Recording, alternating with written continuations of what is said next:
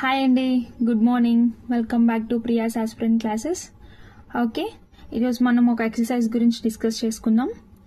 సమన్వయ శక్తి 2025 రీసెంట్గా మనకి ఆగస్టు మంత్లో ఇండియా కండక్ట్ చేస్తున్న ఎక్సర్సైజ్ వచ్చేసరికి సమన్వయ శక్తి ఎక్సర్సైజ్ అన్నమాట.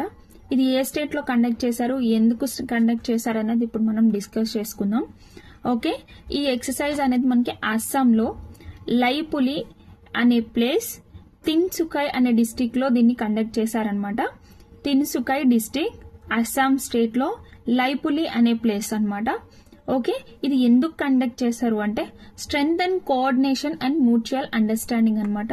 To strength and coordination and mutual understanding కోసం మనకి నార్మల్ గా ఎక్సర్సైజ్ అనేది కండక్ట్ చేస్తారు. ఇండియా ఓన్లీ కండక్ట్ చేస్తుంది. ఇంకా వేరే స్టేట్ డిఫరెంట్ కంట్రీస్ తో కూడా మనకి ఇండియా అనేది ఎక్సర్సైజ్ కండక్ట్ చేస్తుంది. ఎందుకు అంటే ఇన్ కేస్ అది ఫ్యూచర్ ప్రాబ్లమ్స్ సాల్వ్ చేయడానికి కావచ్చు, లేదంటే ఇప్పుడున్న ప్రాబ్లమ్స్ ని మనకి సాల్వ్ చేయడానికి కూడా మనకి ఎక్సర్సైజ్ అనేది కండక్ట్ చేస్తుంది అనమాట. అంటే వేరే కంట్రీస్ అంటే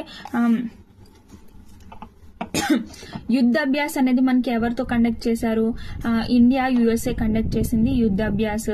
అలానే ఇండియా నేపాల్ కండక్ట్ చేసిందేమో సూర్య కిరణ్ ఎక్సర్సైజ్, ఇండియా మాల్దీవ్స్ తో కండక్ట్ చేసింది ఏకవిరణ్ ఎక్సర్సైజ్. ఇలా మనకి ఇండియా అనేది వేరే స్టేట్స్ తో కండక్ట్ చేస్తుంది ఎక్సర్సైజ్, ఓన్ ఇండియా వేరే స్టేట్స్ తో కూడా కండక్ట్ చేస్తుంది.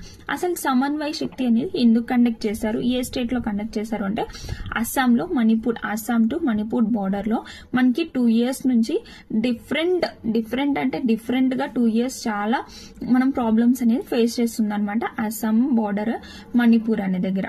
ఓకే, అక్కడ మనకి ఇండియన్ ఆర్మీ, అక్కడ సివిలియన్స్ ఉంటున్నారనమాట. అక్కడ సివిలియన్స్ ఉండడం వల్ల సివిలియన్స్ ని మనం కంట్రోల్ చేయడానికి Indian army, Indian air force, administration, police వీళ్ళందరూ కలిస్తేనే అక్కడ మనకి ఎక్సర్సైజ్ అని అంటారు కదా, ఎక్సర్సైజ్ అనేది కండక్ట్ చేస్తున్నారు అనమాట. ఓకే, నార్మల్ గా ఆర్మీ అంటే, ఎయిర్ ఫోర్స్ అంటేనే ఓన్లీ ఏదో యుద్ధం చేసేయడం, ఆర్మీ అంటే నార్మల్ గానే మనకి మైండ్ లో వచ్చేది వార్ అనేది కాదు. అది ఫ్లడ్స్ వచ్చినప్పుడు, ఎర్త్ క్వేక్స్ వచ్చినప్పుడు వీటన్నిటికీ మనకి ఎన్డీఆర్ఎఫ్, ఎస్డీఆర్ఎఫ్ అని చెప్పి బృందాలు అని చెప్పి మనకు ఫ్లడ్స్ వచ్చినప్పుడు నార్మల్ గా ఎన్డీఆర్ఎఫ్, ఎస్డీఆర్ఎఫ్ బృందాలు అని చెప్పేసి అక్కడ ఫ్లడ్స్ వచ్చిన ప్లేస్ దగ్గర పీపుల్స్ ని హెల్ప్ చేయడం గానీ, వాటర్ గానీ ఎవ్రీథింగ్ లో మనకి ఆర్మీ అనేది చాలా సపోర్టివ్ గా హెల్ప్ చేస్తూ ఉంటుంది అనమాట.